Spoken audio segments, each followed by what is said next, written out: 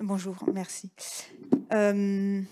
Laura Brun, moi je travaille à la FNAMS, la Fédération nationale des agriculteurs multiplicateurs de semences. Et donc nous avons lancé un projet dans le réseau défi sur en fait l'ensemble d'une expérimentation système. Et le but de ce projet, c'est d'essayer de mettre tous les leviers possibles en place pour pouvoir donc produire des semences de qualité et en fait sans utiliser de produits pesticides de synthèse. Donc, je vais d'abord vous présenter le cadre d'expérimentation, après tous les leviers que l'on a utilisés pour finir vraiment sur les résultats. Donc, dans ce projet, on l'a mis en place parce que quand on regarde globalement les cultures porte-graines à l'échelle de la France, ça ne représente qu'en fait que 1,4% de la SAU. Donc, en fait, c'est un marché qui est très petit. Et pour avoir des produits phytosanitaires adaptés à nos productions, c'est un marché qui est donc petit, qui a peu d'intérêt pour les firmes phytosanitaires. De plus, on va avoir en fait des problèmes spécifiques à la phase reproductrice. Par exemple, nous avons des punaises qui vont venir piquer les akènes de carottes, qui vont peut-être endommager donc, la germination des carottes, et c'est un problème que les maraîchers n'ont pas du tout. On peut aussi avoir des problèmes aussi liés à l'utilisation en semences de nos productions. C'est-à-dire que, par exemple, pour le blé, on recherche à avoir des graines qui vont germer et pas forcément des graines qui vont être riches en protéines. Donc, ce que l'on a globalement, c'est une diminution des produits phytosanitaires et pour certains usages, on peut peut-être dans le futur avoir donc des usages orphelins sans aucun produit phytosanitaire disponible. Donc, pour traiter l'ensemble des espèces qui nous intéressaient et l'ensemble de ces problèmes, on est parti sur une expérimentation à l'échelle du système de culture que je vous présente. Donc, le but, c'est toujours de produire des semences en zéro phyto. On a co-construit cette expérimentation avec l'aide de l'INRAE pour la méthode, des chambres d'agriculture, de l'enseignement agricole et surtout, en fait, du réseau défi. Certains donc, ingénieurs réseau du réseau défi ont participé à la co-construction de ce projet. Donc, les premiers semis ont été faits donc, à l'automne 2018 et ce projet-là est situé sur 3 sites différents. À Brain-sur-l'Authion, donc dans le Maine-et-Loire, à Condom dans le Gers et à Castelnaudary dans l'Aude. Pour essayer de transférer un petit peu les leviers intéressants que l'on pouvait mettre en place, on a essayé aussi de situer des réseaux défis fermes avec des productions de semences dans lesquelles les agriculteurs, s'ils le sentaient, pourraient mettre en place les leviers que l'on a identifiés. Donc ce dispositif, on est parti sur des grandes bandes, on les voulait au départ plus de plus de 1000 m². On voulait aussi que toutes les cultures de la rotation soient présentes chaque année et qui est en fait les productions qui nous intéressent, c'est-à-dire uniquement des productions de semences. Donc on voulait qu'il y ait au moins une céréale, un protéagineux, une fourragère, une potagère et une betterave sucrière porte-graines. Ça nous faisait quand même beaucoup de cultures, beaucoup d'espace, et en fait, on n'est pas parti sur un système de culture de référence. C'est aussi parce qu'une rotation uniquement avec des productions de semences, en fait, c'est très peu utilisé. Ça peut exister chez certains agriculteurs, mais c'est vraiment pas la majorité. Donc, le premier levier qu'on a mis en place, c'était la rotation.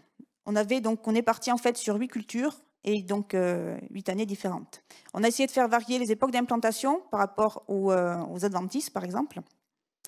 Et puis, donc, varier aussi les familles botaniques pour qu'il y ait un minimum de transmission donc, au niveau des maladies et des ravageurs. Donc, si on part du haut, on a semé un blé dans lequel on va semer la luzerne au printemps. Cette luzerne, on la garde l'année qui suit pour qu'elle puisse produire des graines. Donc, on la détruit. Par la suite, on sème un sarrasin et une fétuque en même temps. Et la fétuque produit l'année suivante. Donc la culture qui suit, c'est un pois de printemps dans lequel en fait on a mis de l'orge pour servir de plante de service. Le but c'est vraiment de produire du pois. Donc cette orge est là pour couvrir un peu le sol et limiter la présence des adventices et aussi pour faire tuteur. Donc par la suite on a une première potagère. Donc sur le site de Brain c'était un oignon. On passe à une betterave. Et donc sur le site de Brain c'est une betterave potagère parce que c'est la zone où en fait il y a une production de betterave potagère. Et on finit par un haricot. Donc cette rotation, elle a été faite durant 2 ans. Et il se trouvait qu'en fait, c'était la même rotation pratiquement sur les 3 sites. Il se trouvait que le sarrasin dans les sites du sud a très mal poussé. Donc en fait, on a décidé d'éliminer ce sarrasin. Et on est passé à une autre rotation où la luzerne a été implantée dans de l'orge de printemps. Les deux semés tôt au printemps. Donc ou en simultané ou en décalé selon les années. Et le deuxième changement, en fait, c'était donc le semis du blé avec la fétuque. Et les deux étaient semés, du coup, au printemps, excusez-moi, à l'automne, au lieu d'être semés au printemps. Pour faire varier aussi les époques d'implantation, beaucoup plus par rapport aux adventices, donc on avait un pois de printemps qui est passé en pois d'hiver pour qu'il soit semé un petit peu plus tôt. Sur le terrain, donc ça nous fait nos 8 bandes. Et pour essayer donc de limiter la présence des ravageurs, on a mis en place des bandes fleuries et des bandes enherbées. Donc en fait, toutes les 2 bandes, on va avoir une bande fleurie, ce qui fait qu'en fait, on a maximum une quinzaine de mètres de distance entre nos cultures et la bande fleurie. Par contre, en surface, ça va représenter à peu près 15% de la surface du dispositif qui va être en bande fleurie. On a vraiment forcé la dose. Donc, un des bioagresseurs que l'on vise à éliminer, donc ce sont à gérer au moins, ce sont les adventices. Donc, pour ça, on est parti sur des rotations avec plusieurs époques d'implantation. On a fait les semis sous couvert ou avec les plantes de service comme l'orge dans le pois. On a aussi décidé de planter des cultures qui normalement sont semées, comme la carotte porte-graine, qui d'habitude donc est semée. Donc là, elle a été plantée, il y a des carottes qui étaient pratiquement consommables. Elles ont été plantées donc en mars. On est parti aussi sur des couverts d'interculture pour bien couvrir le sol, même quand il n'y a pas de culture, pour essayer de limiter les adventices, ou alors la pratique de faux semis avant l'implantation. Et une fois que la culture est implantée, on a aussi donc des stratégies avec du désherbage mécanique. Et pour bien gérer ce désherbage mécanique, on a aussi donc forcé la densité de semis sur le rang. Donc sur la photo, vous avez par exemple donc, une photo à gauche, une culture de blé dans laquelle on a semé la fétuque élevée et le blé va être là pour couvrir le sol pour l'implantation de la fétuque. Pour gérer les maladies, donc on est parti plutôt sur des maladies, sur des variétés non sensibles, c'est-à-dire que les agriculteurs multiplicateurs n'ont pas le choix des variétés qu'ils vont implanter. Du coup, ça peut être des variétés sensibles ou des variétés plutôt résistantes. Donc, on essaie de trouver quelque chose d'un peu moyen. On a espéré aussi donc associer des cultures et donc diluer un petit peu les plantes qui peuvent être sensibles, donc en mettant ce mélange pois et orge. On est parti aussi sur une fertilisation qui soit au niveau du bilan azoté ou au bilan azoté moins de 15% pour les céréales, pour essayer vraiment que les plantes soient peut-être un peu moins pourcentes et un peu plus résistantes. On peut parfois avoir des stratégies d'évitement, c'est-à-dire que les oignons, ils peuvent être, selon les variétés, plantés à l'automne ou plantés au printemps. Là, pour l'instant, on était parti sur des plantations de printemps pour éviter la période hivernale où il y a des risques de mildiou. Ce mildiou aussi peut apparaître sur les betteraves potagères et donc on a décidé en fait de planter des betteraves. Donc on évite aussi donc cette pollution qu'il peut y avoir en hiver. Et à la fin, en cours de culture, on s'autorise des produits de biocontrôle ou utilisables en agriculture biologique. Donc pour gérer les ravageurs. On est parti donc, comme je vous montrais, sur la présence de bandes fleuries et de bandes enherbées. Et ces bandes fleuries ont été composées pour essayer d'attirer des auxiliaires plutôt généralistes parce qu'on ne sait pas forcément quels parasitoïdes ou quels prédateurs sont vraiment adaptés à nos ravageurs spécifiques. Donc on est parti plutôt sur du général. Donc on a essayé de ne pas surfertiliser par rapport aux pucerons. Par rapport, par exemple, à la mouche des semis sur le haricot, on sème sur un sol chaud pour que les haricots puissent se développer rapidement. On a aussi donc des stratégies d'évitement. Donc sur la luzerne, il est habituel de faire une précoupe sur la luzerne porte-graine. Et en fait, cette précoupe-là, on l'a déplacée dans le temps, on l'a faite plutôt tardivement pour essayer d'éviter les pics de population de ravageurs qu'il va y avoir sur le feuillage. Et ça nous limite aussi les populations de ravageurs qu'il va y avoir un petit peu plutôt sur les inflorescences. On utilise donc des produits de biocontrôle utilisables en agriculture biologique, donc de l'antilimace, du slux, et on utilise aussi en fait du spinosade pour limiter les populations de lixus.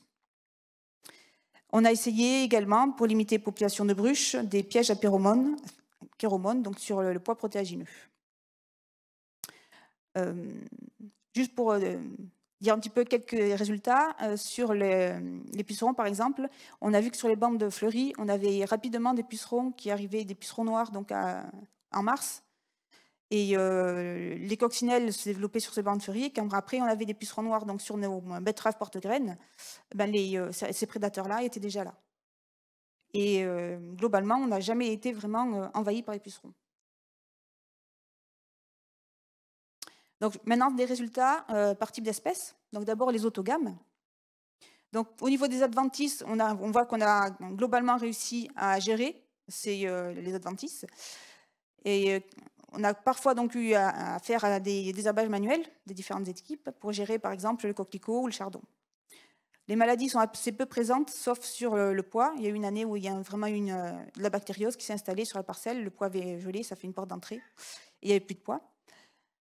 Mais globalement, donc, il y a peu de maladies. Et par contre, au niveau des ravageurs, le ravageur qui est vraiment problématique, ça va être la bruche, qu'on va voir sur les pois, qui va donc endommager les grains. Et si la larve de la bruche commence à manger le futur germe, en fait, donc la graine ne germe plus, et ce qui va vraiment être problématique dans la production de semences. Sur les céréales, on a vu très peu de ravageurs. Donc, quand on regarde les résultats de rendement, sur les blés, par exemple, donc on voit que globalement, on est autour de la moyenne. Sur l'orge de printemps qu'on a testé durant 2 années, on est plutôt en dessous de la moyenne. Sur le sarrasin, on était plutôt en dessous de la moyenne. Et surtout, il y a les années où le sarrasin a été implanté dans le sud et où il a très peu donné.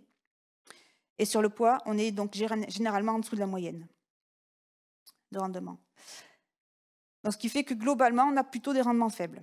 Par contre, au niveau de la faculté germinative, qui est un critère de qualité très important pour nous, eh bien, sur les céréales, elles ont toutes germé correctement. Et que ce soit donc les blés, donc blé tendre, blé dur ou l'orge de printemps. Et sur les pois, à cause de la bruche, donc on a eu pratiquement tous les lots qui n'ont pas germé. Donc il y a le problème de la bruche, mais il peut y avoir aussi le problème d'un battage peut-être un petit peu trop sur des graines un peu trop secs qui va aussi endommager les cotylédons. Côté pureté spécifique, qui est quand même un autre critère de qualité pour nos productions de semences, c'est-à-dire qu'on essaie de ne pas apporter de graines adventices dans les lots. Donc on a quand même une pureté spécifique qui est bonne sur l'ensemble des lots qui ont été produits. Donc ici, je vous ai mis les résultats des 4 années de production, parce qu'on a les résultats, donc 2022, les derniers qui sont sortis. Sur les autres espèces, je n'ai pas ces résultats-là. Alors quand on essaie de regarder globalement ce que ça peut donner, donc on a comparé là, les IFT moyennes que l'on retrouve dans notre expérimentation sur les 3 ans, sur les 3 sites, par rapport à des IFT en production de consommation, mais faits par les agriculteurs du réseau Défi, c'est-à-dire par des agriculteurs qui quand même essaient de diminuer les produits phytosanitaires. Et on voit que donc, dans chacune des 4 cultures présentes sur le graphique, au niveau des IFT, on est quand même plus bas dans notre expérimentation système. Par contre, au niveau du temps de travail, eh bien, globalement, quand même, on dépasse plus de temps dans cette expérimentation que dans des parcelles de consommation habituelles. Donc, c'est dû, par exemple, au désherbage manuel. On a une parcelle de blé qui était, dans laquelle il y avait énormément de coquelicots, donc ils sont allés manuellement pour l'enlever. Et donc, ils ont passé beaucoup de temps là-dessus. Et ce qui nous demande un peu plus de temps aussi, c'est la présence de couverts d'interculture qui est intégré en fait dans le temps de la culture.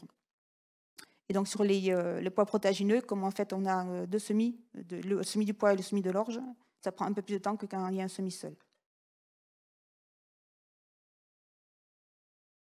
Sur les fourragères porte-graines. Donc les problèmes que l'on a principalement sur les fourragères, ça va être l'implantation des fourragères. Et une fois qu'elles sont... parce que si une fois qu'elles sont implantées, en fait, elles vont bien couvrir le sol, il va y avoir beaucoup moins d'adventices et tout ira bien. Donc on a été en fait contraint de ressemer nos cultures fourragères, donc que ce soit la luzerne ou la fétuque à élever. On a été obligé souvent de les ressemer après la récolte donc, de la culture ou du blé ou du sarrasin. Mais en faisant ces ressemis, en fait, on a biné ces cultures-là parce qu'on ressemait en fin d'été, on irriguait et tout qui germait. Et finalement, on a réussi quand même à avoir peu de graines d'adventices dans les lots finaux. Et donc parfois, en fait, grâce au désherbage manuel, et parfois, en fait, on est allé où il y avait tellement de présence en fait d'helminthie dans la fétuque élevée qu'on a été obligé de détruire cette culture-là. On s'est posé des questions sur que pouvait faire un agriculteur et il n'aurait pas gardé la culture. Donc du coup, on est allé à l'échec carrément et on a réimplanté une autre graminée estivale. Donc sur les adventices, c'est un peu mitigé. Sur les maladies, par contre, on a des planches à chaque fois qui étaient saines. Sur les ravageurs, on avait des présences plutôt donc sur la luzerne, des présences modérées ou des présences fortes. Et en fait, ça dépend des lieux. On sait qu'on a des zones où on a un peu plus de ticus, par exemple, sur les luzernes. Et c'est plus du côté en Anjou par rapport au sud-ouest où ça passe mieux. Au niveau des résultats de rendement, donc on a globalement des rendements acceptables. Surtout, on est assez surpris. En luzerne, on a vraiment de bons rendements par rapport à chaque fois à la moyenne nationale. En fétuc, c'est un peu plus aléatoire, on va dire. Ça dépend d'autres facteurs. Au niveau de la faculté germinative, par contre, tout germe bien. Et au niveau de la pureté spécifique, on a pratiquement toujours des lots qui ne vont pas amener de graines adventices. Il y a juste un lot donc, en fétuc où elle était très mal implantée, où en fait elle a peu monté, elle a peu donné d'épis, et donc ça laissait plus de place aux autres adventices. Donc au niveau de l'IFT, régulièrement en fait au sein de la FNAMS, il y a des enquêtes pour savoir comment sont produits ces cultures-là, donc la luzerne et la fétuc élevée ainsi que d'autres, et quels sont les coûts de production. Donc c'est le point de comparaison. Et donc, au niveau des IFT, on est vraiment très très bas. C'est-à-dire que ce qu'il peut y avoir comme produit appliqué, ça va être du flux. Et parfois, sur la luzerne, donc une application de spinosade. Par contre, au niveau du temps de travail, donc, ça demande plus de temps parce qu'il y a du désherbage mécanique et parce qu'il y a des épurations manuelles. Et au niveau donc, du nombre de passages, ça peut se ressentir aussi. Donc sur les potagères et betteraves porte-graines, on a appris à planter des carottes. Donc maintenant, on sait faire. Sur les haricots, donc, on est parti sur une implantation donc plus tardive sur un sol chaud, ce qui a donné une meilleure vigueur et qui nous a permis donc, de bien gérer par la suite la culture. Au niveau des adventices, donc, si la culture est bien implantée, forcément, elle prend plus d'espace et forcément, c'est plus facile de gérer les adventices. On a parfois des problèmes de vivaces, donc c'est surtout le chardon qui va être embêtant. Et on a parfois recours donc, au désherbage manuel dans 14 des 27 cultures potagères et betteraves industrielles. Les maladies sont peu fréquentes, c'est vraiment pas ce qui va être problématique. Par contre, ce qui est plus problématique, c'est plus au niveau des insectes. On a par exemple donc, le lixus sur betterave. Ce lixus, donc la larve va se développer dans la hampe de la betterave qui va entraîner une mauvaise alimentation des petits grains et ces petits grains partent en déchets. Donc en fait, c'est une perte de rendement pour l'agriculteur. On peut avoir donc aussi la mouche du haricot qui a été présente quelques fois. Et donc la solution qu'on a trouvée, c'est une destruction d'interculture assez tôt, avant l'implantation du haricot, pour que tous ces végétaux d'interculture soient en décomposition à un stade assez précocement avant que l'on implante de l'haricot. Et globalement, les pucerons, avec la présence de prédateurs, sans doute aussi de parasitoïdes, ils sont globalement régulés. Au niveau des rendements, donc on a des rendements qui sont plutôt faibles habituellement. Donc on compare par exemple au potentiel de rendement que nous donnent les établissements semenciers pour pouvoir comparer est-ce qu'on arrive à ce niveau-là ou est-ce qu'on est vraiment en dessous. Donc globalement, on a des rendements plutôt faibles. Par contre, au niveau de la faculté germinative, la plupart du temps, ça germe bien. Au niveau de la pureté spécifique, la plupart du temps, on est au-dessus des normes. Donc c'est quand même plutôt une bonne qualité. Donc, à nouveau au niveau des IFT, on met peu de produits. Donc, en fait, les IFT, donc le point de comparaison, ce sont les enquêtes faites au sein de la FNAMS, qui datent peut-être un peu, mais bon, qui sont le point de comparaison. Donc, on traite moins. Par contre, comme on plante des carottes, par exemple, au lieu de les semer, ça prend beaucoup plus de temps. Et donc, on a aussi des passages de désherbage manuel qui peuvent prendre du temps. Donc, globalement, on passe plus de temps dans les parcelles que si l'on avait des produits phytosanitaires. Et au niveau du nombre de passages, par exemple, par rapport à l'enquête, on est plutôt en dessous parce qu'on passe moins souvent en fait pour appliquer des produits phyto. Donc globalement, on s'autorise encore la possibilité de mettre des produits phytosanitaires en cas d'ultime recours. Pour l'instant, on n'en a appliqué aucun. Par contre, on est allé à l'échec en fait 2 fois dans l'ensemble de nos 8 cultures, fois 3 sites, fois 3 années. Donc, on est quand même allé assez peu à l'échec. Donc, sur les céréales, ce que l'on a bien réussi, c'est qu'on a une bonne faculté germinative et des bonnes puretés spécifiques. Par contre, les rendements sont plutôt faibles. Sur les pois, en mettant donc l'orge en tant que plante de service, il fait bien son rôle par rapport aux adventices. Par contre, ce que l'on trouve sur les pois, c'est les bruches qui nous entraînent vraiment des gros problèmes donc, de faculté germinative. Sur les fourragères, on a une bonne surprise, donc c'est de bons rendements en luzerne. Par contre, tout ce qui va être implantation va être assez compliqué. Sur les potagères, on a appris à planter donc, nos carottes, nos betteraves potagères. Et donc ça, maintenant, on arrive à le maîtriser. Et globalement, on a de bonnes facultés germinatives. Par contre, les rendements sont plutôt faibles. On a parfois quelques besoins, en fait, encore de passer manuellement pour enlever les adventices. Sur les betteraves sucrières, donc on a de bonnes facultés germinatives et pureté spécifique aussi. Par contre, on a des problèmes de lixus qui donnent donc des rendements assez faibles. Et donc pour information, donc, précédemment, il pouvait y avoir des néonicotinoïdes qui limitaient ces populations de lixus. Globalement, sur toutes les cultures, aussi ce que l'on retrouve, ça va être des problèmes de vivaces. Donc voilà ce que l'on a à l'heure actuelle. Et comme je vous ai dit qu'on avait des problèmes d'implantation de nos fourragères, en fait, on a essayé de réfléchir à une autre rotation pour essayer de gérer un petit peu mieux donc, cette implantation. Et aussi l'intérêt de garder une fourragère, enfin l'intérêt des fourragères, c'est de pouvoir les garder pendant plusieurs années pour qu'elles puissent donc s'implanter correctement et prendre la place des adventices. Donc pour ça, en fait, on a décidé d'arrêter les productions de fétuques élevées, celles qui produisaient un peu moins, et de garder la luzerne implantée pendant plusieurs années. Et donc, on est reparti donc, cette année sur une rotation qui va être similaire sur nos 3 sites d'expérimentation, c'est-à-dire qu'on commence par du blé, donc cultivé seul. Après, on implante la luzerne avec une culture de printemps. On a vu que ça fonctionnait assez bien avec le sarrasin en Anjou, donc on garde le sarrasin. Par contre, dans le sud-ouest, on l'implante avec ce qui se fait traditionnellement, c'est un tournesol. Donc, on a introduit un tournesol dans cette rotation. La luzerne, on la garde 2 ans. Après, on a une potagère où c'est une carotte ou un oignon. Le pois, une betterave donc, ou sucrière ou potagère. Et après, donc, la deuxième potagère ou carotte ou haricot. Et en plus de cela, donc, on étudie aussi les coûts de production, qui va être intéressant aussi pour l'application de nos méthodes, pour savoir si ça a un intérêt vraiment pour les agriculteurs ou si ça a trop de conséquences. Merci.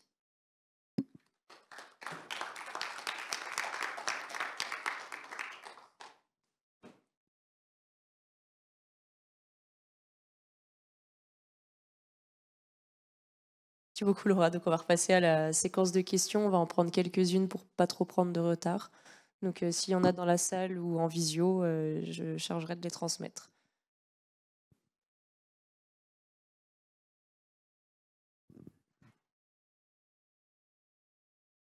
J'ai toujours des questions. Merci beaucoup.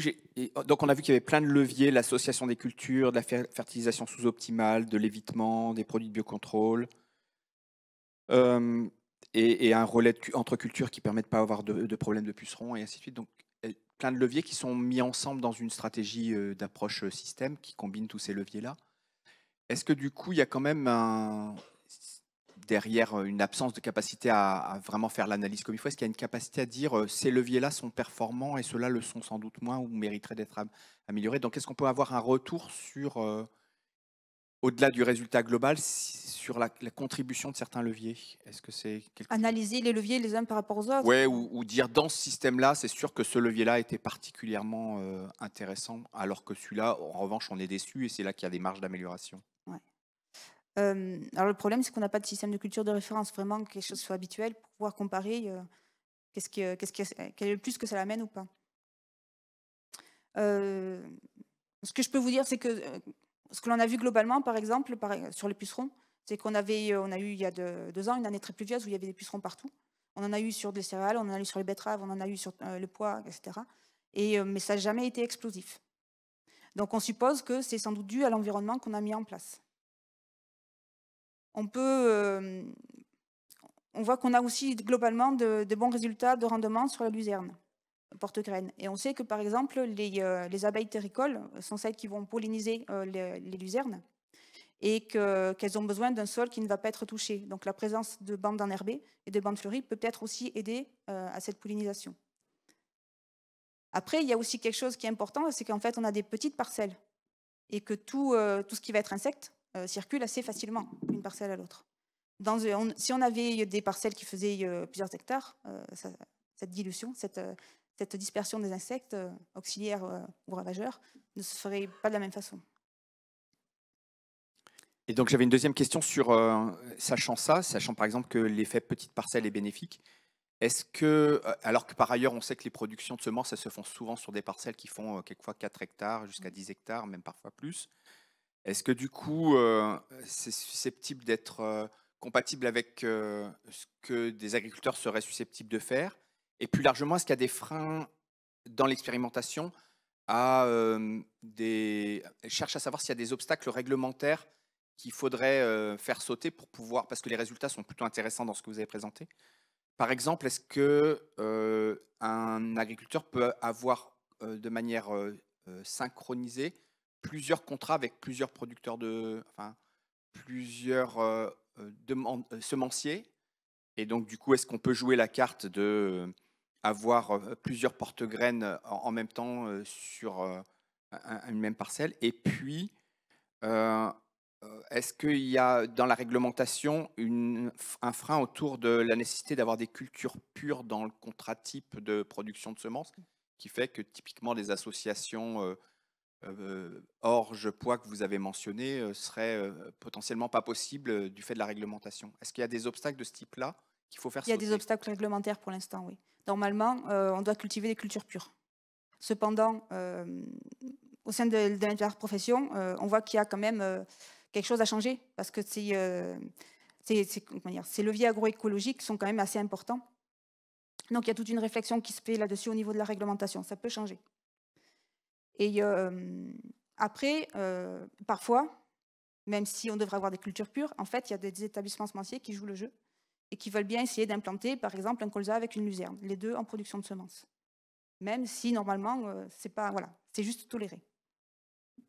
Il y a quand même des leviers qui sont importants, même si le problème réglementaire reste là.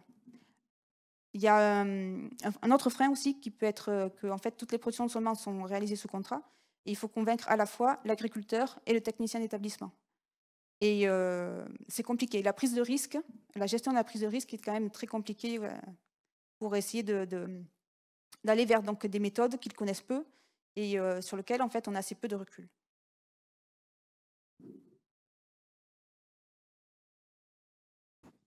Oui, merci de la présentation. Je voulais savoir si les méthodes utilisées par les multiplicateurs de semences pour l'agriculture biologique sont une source d'inspiration pour l'ensemble des multiplicateurs. Oui, oui. Comme le fait, par exemple, de planter des carottes, quelque chose qui se fait en agriculture biologique. Ça leur permet aussi donc, de trier des carottes qui vont être blanches, c'est-à-dire un type sauvage par rapport aux orangés, voire faire un petit peu de sélection. Et donc, c'est en fait une technique qui est faite en agriculture biologique, mais qui était faite déjà aussi dans les années 70-80, avant qu'on ait des désherbants suffisamment efficaces pour maintenir la carotte propre avec un semis. Voilà, par exemple.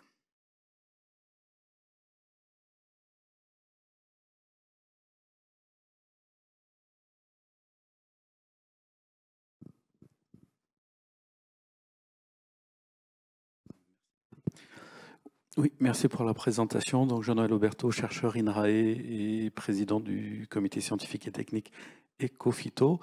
Si j'ai bien compris la démarche, pour l'instant, en fait, vous disposez de 9 réalisations du même système de culture, donc 3 années fois 3 sites. Et dans les résultats, en fait, vous ne faites pas vraiment état de l'effet de la situation de production, donc rapidement de l'effet des différents sites. Or, il y a différents projets qui montrent qu'en fait, finalement, l'endroit où on met en place un système de culture a des poids parfois beaucoup plus forts que les pratiques en elles-mêmes. Du coup, je voulais savoir si vous aviez déjà un peu essayé d'attaquer l'analyse de données sous cet angle-là, ou si vous comptiez le faire. Là, on a essayé de regarder, par exemple, les ravageurs de la luzerne. On voit qu'il y a la zone en Anjou, sur le système, sur l'expérimentation donc, qui se trouve en Anjou, où il y a quand même beaucoup plus d'insectes que les 2 sites qui sont dans le sud-ouest. On voit que les 2 sites dans le sud-ouest sont assez similaires, en fait. On a à peu près les mêmes problématiques de ravageurs, etc. Et donc, c'est selon les insectes. Il va y avoir des zones où il y en a plus et des zones où il y en a beaucoup moins. Et donc, du coup, les leviers fonctionnent beaucoup plus facilement. Au niveau des maladies, on est en général pas trop embêté, donc ça joue peu. Et par contre, ce que l'on retrouve par exemple sur les 3 sites, c'est les problèmes de chardon qui sont de plus en plus qui sont assez récurrents. D'accord. Est-ce que la formalisation des systèmes a été faite sous forme de règles de décision? Il y a des règles de décision. Pas de On manière essaie de les exhaustive. suivre et c'est pas toujours facile en fait de coordonner les 3 équipes et qu'on soit vraiment sur exactement les mêmes règles. Mais globalement, on a nos règles. Merci beaucoup. Pour pas trop dépasser, je pense qu'on va laisser la place parce qu'on a une présentation à distance, il y a peut-être vraiment une en très court du coup. Oui, bonjour, Marilène Robin, école d'ingénieur de Purpan, INRAE. Oui, au moment où vous avez évoqué la lutte, le levier génétique, vous avez semblé dire que vous n'avez pas fait le choix de variétés résistantes. Est-ce que c'est parce que, enfin, c'est un choix volontaire? Pourquoi? Et est-ce que c'est parce qu'il n'y a pas, il n'y a pas beaucoup d'opportunités de trouver des variétés résistantes? On s'est mis en fait dans la situation d'un agriculteur multiplicateur qui n'a pas le choix de la variété. Donc on est parti sur une variété moyenne, sachant pas s'il aurait une variété résistante ou tolérante, enfin ou pas du tout. Voilà. Pour faire court. Merci beaucoup Laura en tout cas pour cette présentation et pour votre intervention.